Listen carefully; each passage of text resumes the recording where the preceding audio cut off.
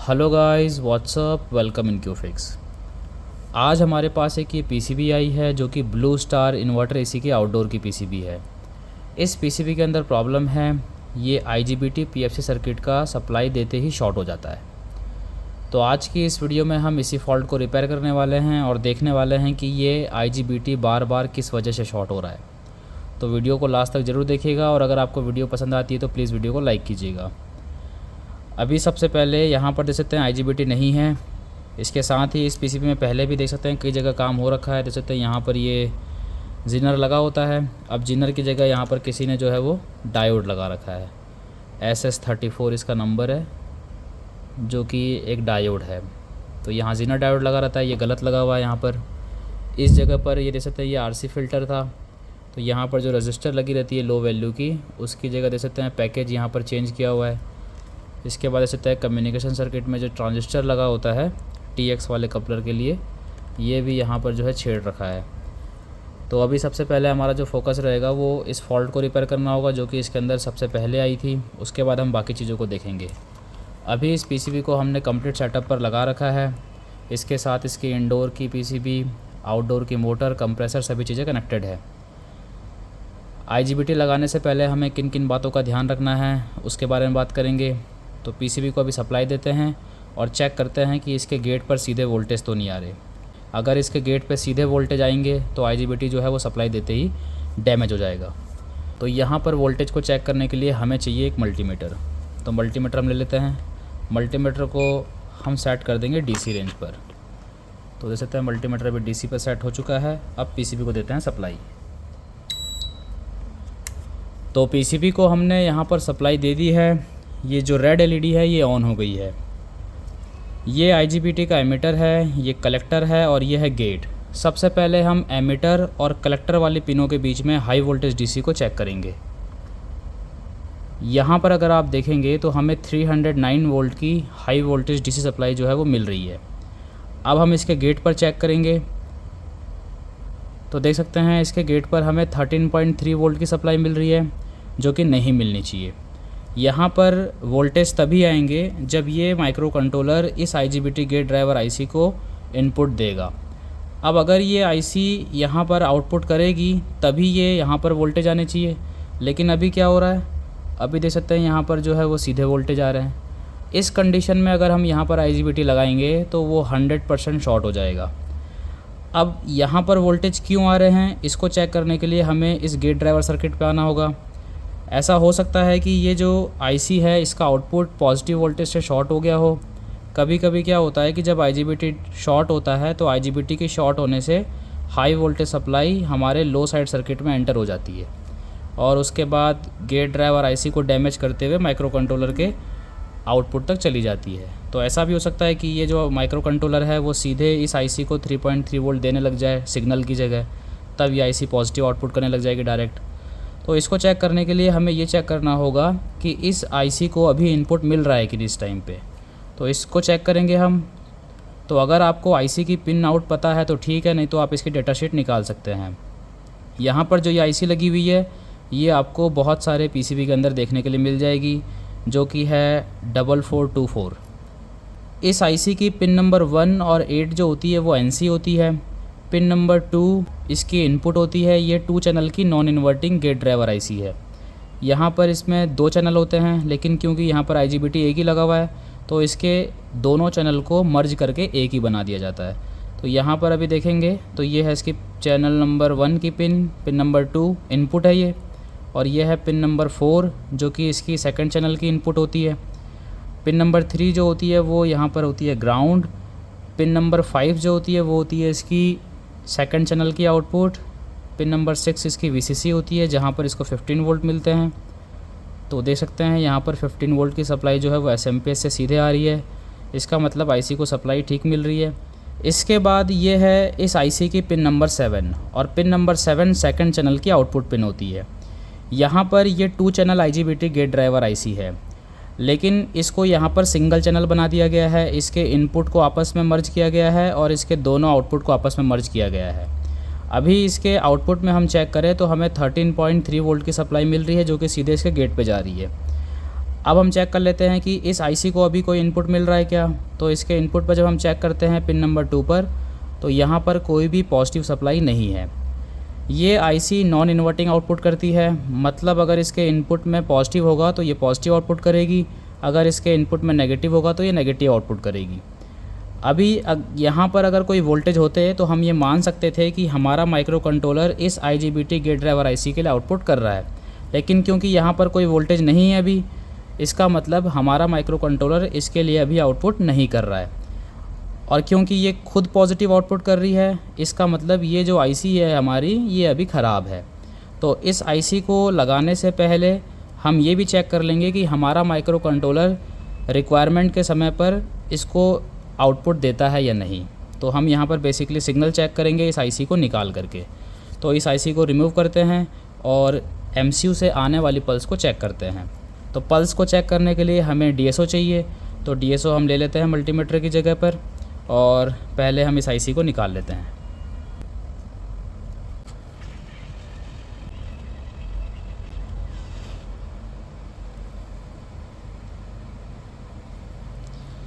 तो इस आईसी को देख सकते हैं यहाँ पर हमने जो है वो बाहर निकाल दिया है PCB में से। अब यहाँ पर सिग्नल को चेक करने के लिए हमें इसके पिन नंबर 2 पर DSO की पॉजिटिव प्रोब लगानी है और DSO की नेगेटिव प्रोब हमें ग्राउंड पर रख देनी है। इसके बाद हम इस PCB का जो इनपुट वोल्टेज है उसको हम कम करेंगे। तो कम करने से एक लेवल पे आने के बाद यहाँ पर जो ये माइक्रो कंट्रोलर है ये DC लिंक से सेंस कर लेगा कि वोल्टेज कम हो गए हैं कैप्चर पर, और ये कैप्चर पे वोल्टेज को मेंटेन करने के लिए इस गेट ड्राइवर आईसी को आउटपुट सिग्नल जो है वो भेजेगा। तो DSO को ले लेते हैं इस जगह पर, हम इसको ऑन कर लेते हैं। तो यहाँ पर DSO को हमने ऑन कर दिया है। DSO की जो ये क्रोकोडाइल क्लिप होती है ये नेगेटिव होती है, इसको हमने ब्रिज के नेगेटिव पे लगा दिया। ये जो पॉजिटिव है इसको हम 1x पे सेट करके और लगा देंगे पिन नंबर 2 पर। अब यहाँ पर जो हमें सिग्नल मिलेगा, क्योंकि वो माइक्रो कंट्रोलर से आएगा, तो इस PCB के अंदर जो माइक्रो कंट्रोलर है वो 3.3 वोल्ट पे काम कर रहा है। तो यहाँ पर जो हमें सिग्नल मिलेगा उसका एम्पलीट्यूड भी 3.3 वोल्ट का होगा। तो इस DSO को अभी हमने 1 वोल्ट पर डिवीज़न पर जो है वो सेट कर दिया है। 1 वोल्ट पर डिवीज़न के हिसाब से जो है हमें यहाँ पर इस डिस्प्ले पर सिग्नल देखने के लिए मिल जाएगा, और टाइम को हम सिग्नल के हिसाब से जो है वो कम और ज़्यादा कर लेंगे। अभी यहाँ पर हम ये चेक कर लेते हैं कि इसके इनपुट में कितने वोल्ट की सप्लाई है AC। तो मल्टीमीटर को फिर से एक बार ले लेते हैं, AC पे सेट कर देते हैं। तो देख सकते हैं यहाँ पर अभी हमें 230 वोल्ट की AC सप्लाई मिल रही है। इसको हमें कम करके लेके आना है 160 के आसपास।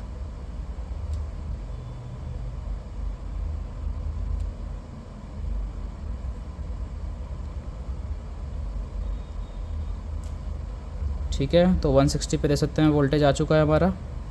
अब इस कंडीशन में हम चेक करेंगे कि MCU ने सिग्नल यहाँ पर भेजा है कि नहीं।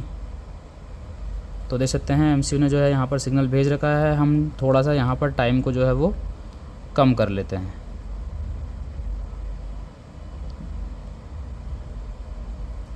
तो देख सकते हैं यहाँ पर, अब क्योंकि यहाँ पर आगे लोड नहीं है, IGBT भी नहीं है, गेट ड्राइवर IC भी नहीं है, तो ये जो सिग्नल आपको यहाँ पर दिख रहा है इसमें ड्यूटी साइकिल अभी ज़्यादा है।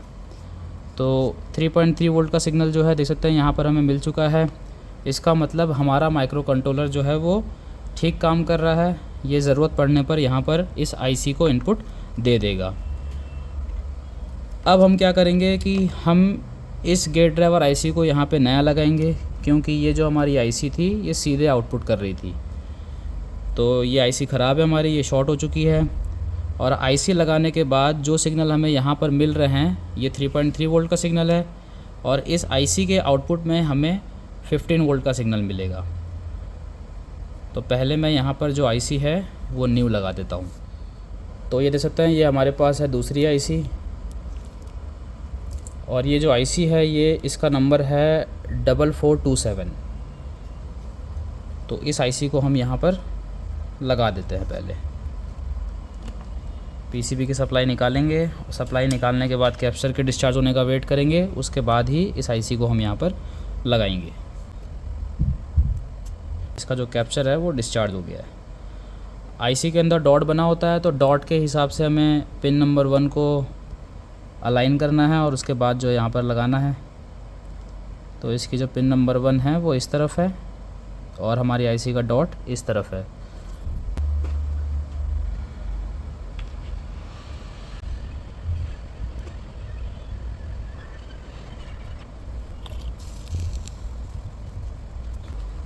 तो आईसी हमारी जो है यहाँ पर लग चुकी है। अब हम फिर से इस पीसीबी को सप्लाई देंगे और इनपुट और आउटपुट के सिग्नल को चेक करेंगे। तो डीएसओ को हम पहले लाइव कर देते हैं यहाँ पर। तो यहाँ पर पीसीबी को हमने फिर से सप्लाई दे दी है और डीएसओ से हम चेक कर रहे हैं कि यहाँ पर हमें इनपुट सिग्नल मिल रहा है कि नहीं। तो इनपुट तो हमें इस आईसी के लिए पहले मिल रहा था और ये अभी भी मिल रहा है, देख सकते हैं यहाँ पर। और इसके आउटपुट में हमें 15 वोल्ट का मिलेगा, तो हमें यहाँ पर जो वोल्टेज पर डिवीज़न है इसको यहाँ पर बढ़ाना पड़ेगा। तो 5 वोल्ट पे सेट कर दिया है, देख सकते हैं यहाँ पर हमें 15 वोल्ट का सिग्नल मिल गया। तो इस कंडीशन में हमें यहाँ पर जो है वो वोल्टेज मिलने चाहिए थे जिस समय सिग्नल आता। पहले क्या हो रहा था, पहले यहाँ पर बिना सिग्नल के ही जो है वो वोल्टेज आ जा रहे थे।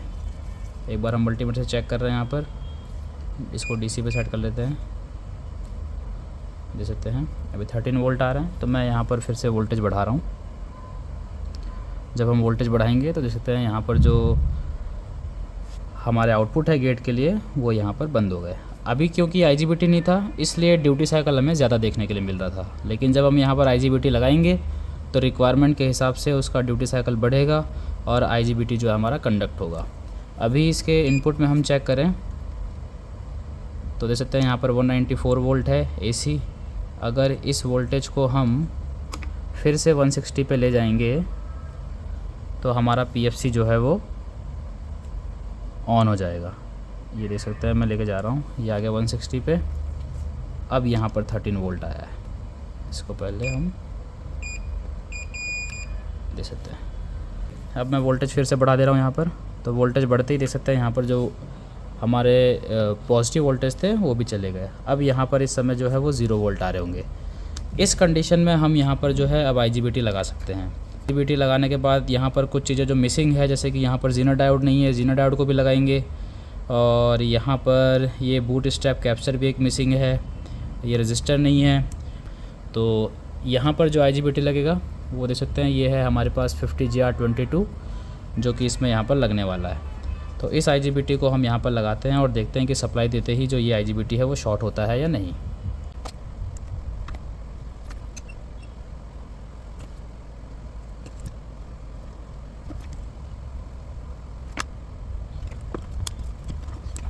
तो अभी हमने यहाँ पर इसका आईजीबीटी जो है वो भी लगा दिया है। अब हम पीसीबी को यहाँ पर सप्लाई दे रहे हैं और सप्लाई देने के बाद चेक करते हैं कि आईजीबीटी शॉर्ट होता है या नहीं।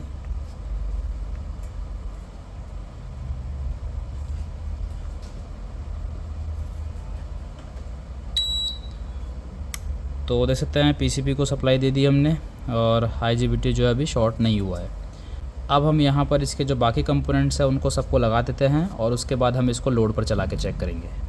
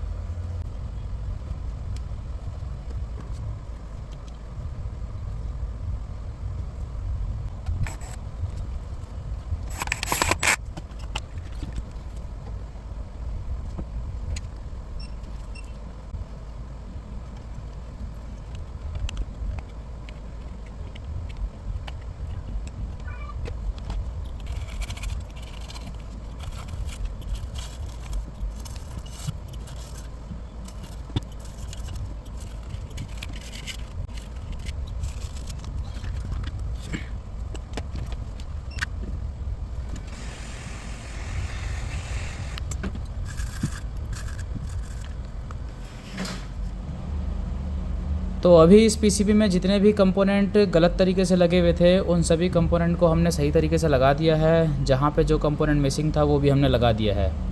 यहाँ पर लोड पर हम टेस्ट कर रहे हैं तो इसलिए हमने हीटसिंक भी लगा दिया। अभी इस पीसीबी को हमने हमारे लोड वाले सेटअप के साथ कनेक्ट कर रखा है। यहाँ पर ये इसकी देख सकते हैं, ये BLDC मोटर पे कनेक्ट कर रखी है। ये इसका रिएक्टर है, ये इसके इंडोर के डिस्प्ले है और सेंसर वगैरह सभी चीज़ें यहाँ पर जो है वो आपस में अभी कनेक्टेड है। अब पीसीबी को हम ऑन करते हैं और चेक करते हैं कि हमारा PFC जो है वो सही तरीके से काम कर रहा है कि नहीं। तो इसको टेस्ट करने के लिए हम DSO भी अपना यहाँ पर कनेक्ट कर देते हैं। तो इसको हम लगा देंगे अपने गेट पर और इसको हम लगा देंगे ग्राउंड पर। तो DSO कनेक्ट कर चुके हैं, अब बारी है सप्लाई देने की। पीसीबी को यहाँ पर सप्लाई मिल चुकी है, ये अभी स्टैंड बाई में है तो इसे हम स्टैंड बाई से रिलीज़ करते हैं। और ये है इसकी BLDC मोटर। तो वेट करते हैं कंप्रेसर के स्टार्ट होने का। तो मोटर इसकी स्टार्ट हो चुकी है BLDC वाली और कंप्रेसर भी इसका स्टार्ट हो चुका है। ये जो पल्स है ये हमें IGBT के गेट पर अभी मिल रहे हैं। इसका मतलब इसका जो PFC का IGBT है वो अभी ठीक तरीके से स्विचिंग कर रहा है और ये जो PCB है यहाँ पर बिल्कुल ओके हो चुकी है। अब अगर आपके पास ऐसा कोई फॉल्ट आता है किसी भी PCB के अंदर तो आप उसे स्टेप बाय स्टेप जिस तरीके से हमने आपको बताया उस तरीके से फॉलो करके रिपेयर कर सकते हैं।